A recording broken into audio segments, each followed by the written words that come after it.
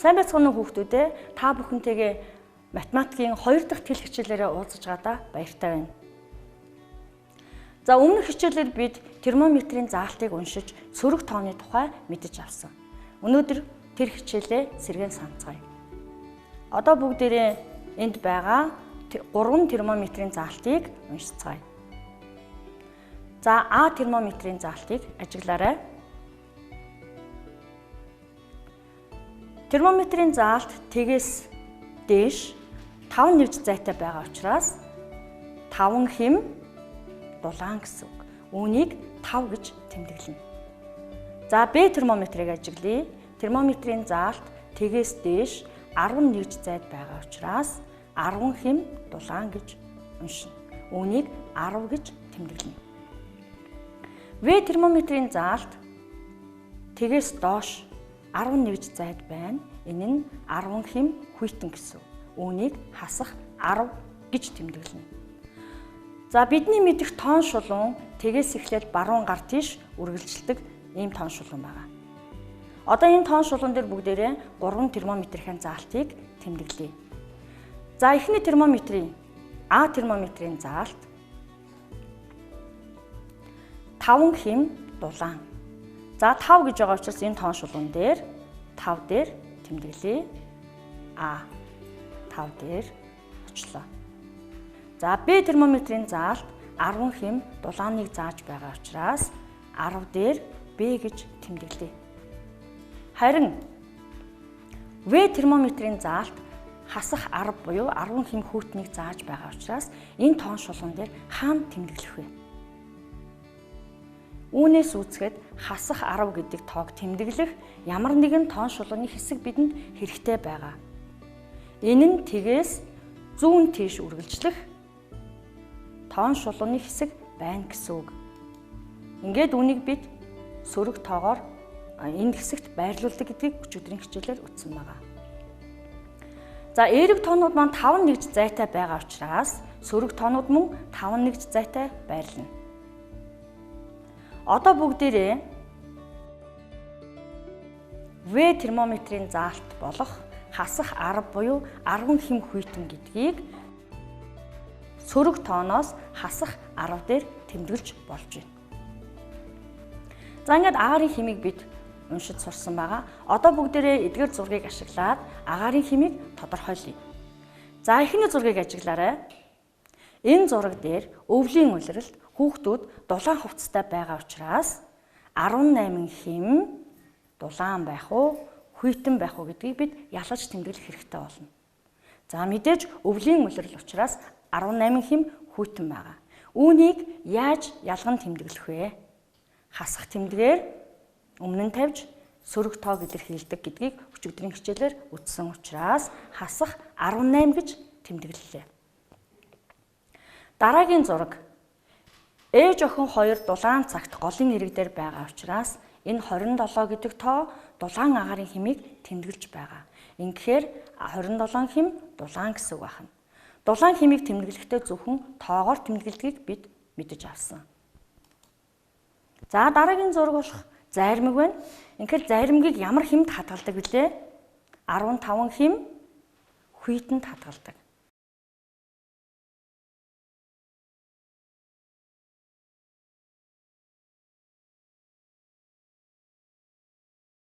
Тэгэхээр 15-ын өмнө хасах тэмдэг тавьж 15 хэм хүйтэн гэсэн утгыг илэрхийлж байна. Одоо бүгдээрээ эерэг сөрөг тоог тоон шулуун дээр хэрхэн тэмдэглэх тухай дэлгэрэнгүй мэдэж авцгаая. Сурах бичгийн 88 дугаар хуудасны 367 дугаар бодлогыг гаргаарай. За энд 4 термометрийн заалтыг үзүүлсэн байна. За бид термометрийг ихэвчлэн босоо байрлалтайгаар хэрэглэдэг. Харин энэ зураг дээр хэвтэй байрлуулсан нь бидний түрүүний ярьсан тоон шулуунтай төстэй болж байна. За эхний термометр 12-ыг зааж байна. Энэ нь тэгээс баруун гар тийш 12 нэг зайд байрлаж байгаа учраас 12 хэм дулаан гэсэн үг байна. Түүний баруун гартлын термометрийг ажиглая. 2 дахь термометр дээр ажиглаарай. За энд термометр 27 хэмийг зааж байна. Энэ нь тэгээс 100 гар тийш байгаа учраас хасах 27 хэм буюу хүйтэн агаарын хэмийг илэрхийлж байгаа юм байна. За 3 дахь термометрийг ажиглая. Энд термометрийн заалт 15 дээр байна. Гэхдээ тэгээс 100 тийш байрлаж байгаа учраас энэ нь 15 хэм хүйтэн гэдгийг илэрхийлж байна. За 4 дахь термометр. Энэ термометрийн заалт тэгээс 100 тийш 5-ыг заасан байна. Ингэхээр энэ нь 5 хэм хүйтэн буюу хасах 5 гэсэн тоогоор тэмдэглэгдэжээ. Дахиад бүгдээрээ нэг дасгал хийцгээе. Та бүхэн сайн ажиглаарай. Тоон шулуун дээр ногооноо, саарлаа, алгаа гэдэг 3 мэлхий яг тэг цэг дээр уулзалтжээ. Эдгээр мэлхийнүүдийн гэр хаана байгааг бүгдээрээ олцгоё. Саарлаа мэлхий тоон шулуунаас баруун тийш 1, 2, 3, 4 нэгж үсэрч гэртээ ирлээ. Тэгвэл саарлаа мэлхийнийгээр 4 дээр байрлаж байгаа юм байна. За ногооно мэлхий тоон шулууны эхнээс баруун гар тийш 1, 2 нэгж үсэрлээ. Инхээр ногооно мэлхийнгээр тоон шулууны 2 дээр байрлаж байгаа юм байна. За одоо алгаа мэлхий тоон шулууны эхлээс 100 гар тийш 1, 2 нэгж үсэрлээ. Инхээр алгаа мэлхийнгээр тоон шулууны хасах 2 дээр байрлаж байгаа юм байна. За мэлхийнүүдийн гэрийг харахад эдгээрээс саарлаа мэлхий хамгийн хол буюу 4 нэгж зайд. Харин ногооно мэлхий 2 нэгж зайд. Алгаа мэлхий түүнээс эсрэг тийш буюу 100 гар тийш 2 нэгж зайд байрладаг юм байна. За эндээс харахад алгаа мэлхийнгэр хасах 2 дээр, ногооно мэлхийнгэр 2 дээр, саарлаа мэлхийнгэр 4 дээр байрлаж байгаа юм байна. За одоо хүүхдүүдээ мэлхийнүүдийнхээ нэрний эхний үсгийг бичээд ард нь байрлаж байгаа тоог тэмдэглээрэй. Алгаа хасах 2, ногооно 2, саарлаа 4. За үүнээс үзэхэд эерэг тоонууд тоон шулуун дээр тэгээс баруун гар тийш, харин сөрөг тоонууд тэгээс 100 гар тийш байрладаг юм байна.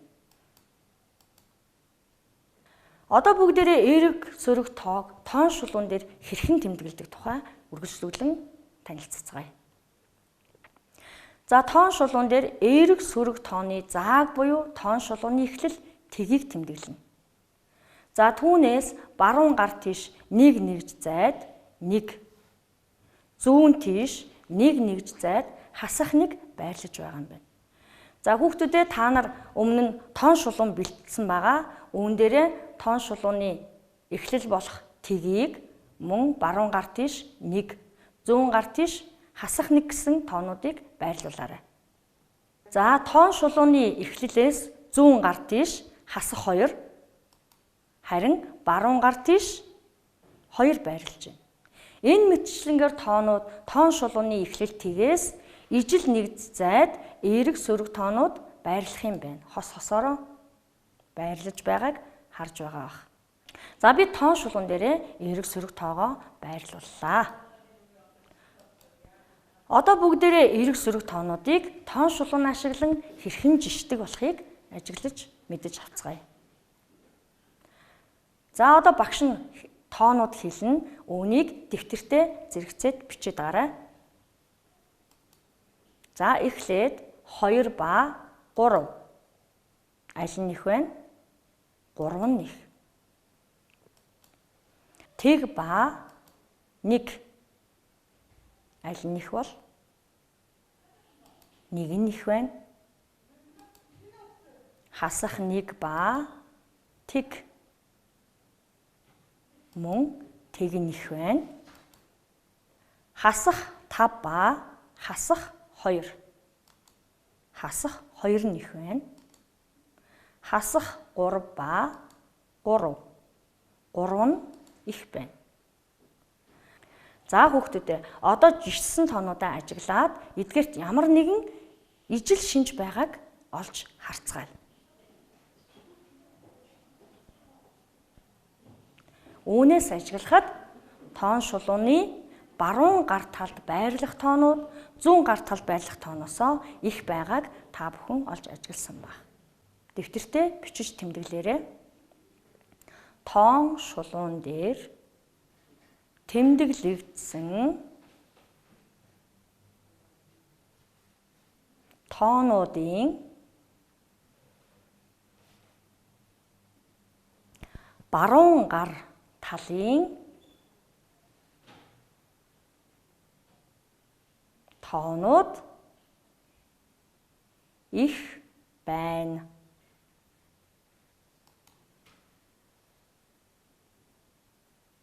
За зүтэй. Одоо бүгдээрээ сурах бичгийн 88 дугаар хуудасны 358 дугаар бодлогыг харцгаая. За энд Улаанбаатар хотын цаг агаарын хим саруудад ойролцоогоор хэд байсныг хүснэгтээр үзүүлжээ. 10 сард шөнөдөө ойролцоогоор тэг хим дулаан, өдөртөө 8 хим дулаан байна. Ингэхээр өдөртөө илүү дулаан байжээ.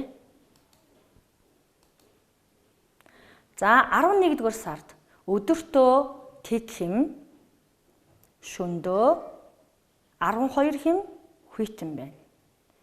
Энд өдөр нь мөн дулаан буюу тэг нь 12-оос их байгаа юм байна. 1-р сард шөнөдөө ойролцоогоор 20 хим хүйтэн, өдөртөө ойролцоогоор 12 хим хүйтэн байна. За инхээр 12 хим өдрийн агаарын температур дулаан байна. За одоо бүгдээрээ 1-р сард шөнөдөө 20 хим хүйтэн, 12 дугаар сард өдөртөө 2 хим хүйтэн байсныг харьцуулъя. Ингэхээр хасах 20, хасах 2. Хасах 2 нь их байна. Яагаад вүлээ? Тоон шулуун дээр хасах 2 нь хасах 20-осоо тэгд илүү ойр байгаа учраас их байна. Ингэхээр тоон шулуун дээрх тоог жишгтэй аль тоон тэгд илүү ойр байна, тэр тоон их байдаг гэдгийг эндээс харж болох нэ. За мөн 11-р сард шөнөдөө 12 хим хүйтэн, 1-р сард өдөртөө 12 хим хүйтэн байна. За энэ хоёулаа тэнцүү. Ижилхэн байгаа учраас тэнцүү гэж тэмдэглэх нэ.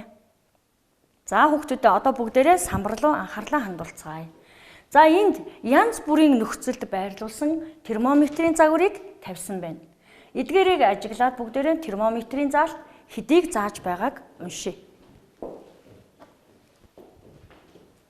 За эхний термометр тэгээс доош 5 химийг зааж байна. Энэ нь 5 хим хүйтэн гэсэн үг. Тэгэхээр үнийг хасах 5 гэж тэмдэглэнэ. Дараагийн термометрийг ажиглая. Тэгээс дээш 12-ыг зааж байна. Тэгэхээр энд 12 хим дулаан гэсэн үг байна. За энэ тэгээс дээш 5 химийг зааж байна. Энэ нь 5 хим дулаан гэсэн үг. 5 гэж тэмдэглэнэ. За дараа нь тэгээс доош 20 химийг зааж байна. Энэ нь 20 хим хүйтэн гэсэн үг учраас хасах 20 гэж тэмдэглэнэ. За дараагийн термометр тэгээс доош 10-ыг зааж байгаа учраас 10 хим хүйтэн гэсэн үг. Ингэхээр хасах 10 гэж тэмдэглэнэ. За энд тэгээс дээш 30-ыг зааж байгаа учраас 30 хим дулаан гэсэн үг. Ингэхээр 30 гэж тэмдэглэнэ. За эдгээр тоонуудыг ажиглаад бүгдээрээ хамгийн хүйтнээс эхлэн өсөх ирэмбээр термометрүүдэд байрлуулъя. За ажиглаараа хамгийн бага буюу хамгийн их хүйтэн хэмийг илэрхийлж байгаа термометр аль нь вэ? За эндээс харъя. Тэгэхээр хамгийн бага тоог олохдоо тэг тооноос хичнээн их олон нэгж зайтай байгаагаар нь илэрхийлж таньж олно. За эндээс харахад хасах хорин хэм хамгийн хүйтнийг буюу хамгийн бага тоон байх нь. За дараагийнх нь хасах 10 гэдэг нь үүний дараа.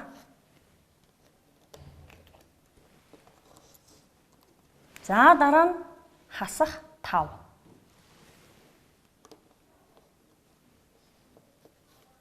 За дараагийнх нь энэ 3-аас хамгийн бага нь 5.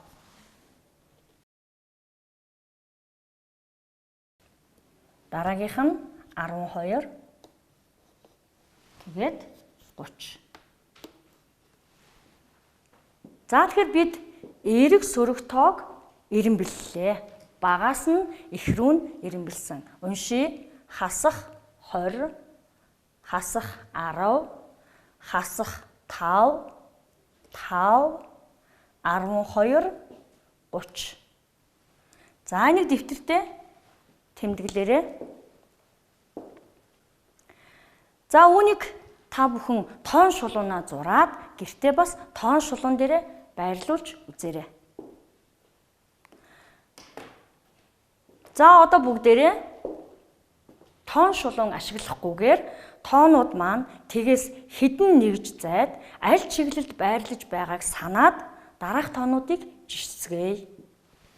За эхний тоо багштайгаа зэрэгцээд бичээрэй. 14, 41. За аль нь их вүлээ? 41 нь их. За одоо тэгвэл хасах 14,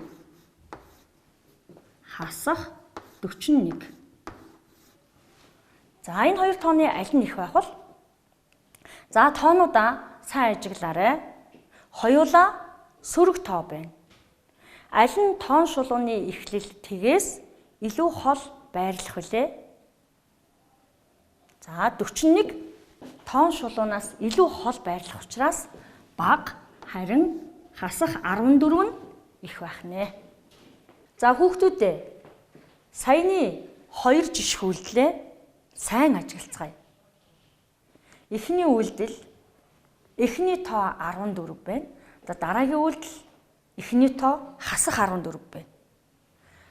Эхний 2 дахь тоо 41 бол дараагийн 2 дахь тоо хасах 41 байна.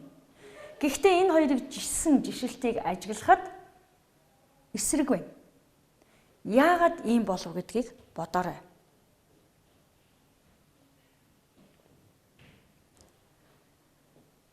Хасах 14 их байгаа нь тоон шулуун дээр хасах 41-ээс тэгдээ илүү ойрхон байгаа. Ийм учраас хасах 41 нь бага, хасах 14 нь их юм байна. За дараагийн тоо 50, хасах 50. За энэ хоёр тоог ажиглая. Хоёулаа 50 байна. Гэхдээ ялгаа нь нэг нь эерэг, нэг нь сөрөг тоо байна. За тэгвэл тэгээс аль чиглэлд байрлаж байгааг саная. 50 тэгээс баруун гар тийш байрлана, харин хасах 50 зүүн гар тийш байрлана. Ингэхээр хасах 50 нь бага, 50 нь их юм байна. За дараагийн тоо. Хасах 100. Тэг. За энэ хоёр тооны аль нь их, аль нь бага болохыг бодоорой. Тэг бол тоон шулууны эхлэлдэр байдаг. За энэ хасах 100 гэж байгаа учраас тэгээс аль чиглэлд байрладгийг саная.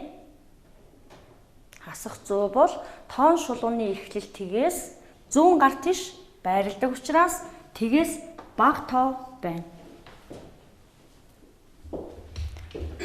За ингээд өнөөдрийн хичээлээр хүүхдүүд та нар эерэг сөрөг тоог тоон шулуун дээр хэрхэн тэмдэглэдэг. За мөн тоон шулууны ашиглан жишиж эренбэлд сурлаа. Өнөөдрийн хичээл хүүхдүүд та нарт сонирхолтой бас ойлгомжтой байсан гэдэгт итгэж байна. За хүүхдүүдээ одоо гэртээ давтах асуултуудтайгаа танилцъя. Сурах бичгийн 88 дугаар хуудас 359 360 дугаар бодлого. Мөн дээр нь 89 дугаар хуудасны 362-ын хүснэгтийн загвартай төстэй доорх хүснэгтэд 2 дугаар сарын 5-наас эхлэн 5 хоногийн цаг агаарын мэдээг тэмдэглээрэй. Ингэхдээ Улаанбаатар хотын болон өөр нэг аймаг хотын нэрийг бичээд тэдгээрийн өдөр шөнийн агаарын хэмийг тэмдэглэж харьцуулж ажиглаарай. Хүүхдүүдээ дараагийн хичээлээр иргэн уулзлаа. Баяртай.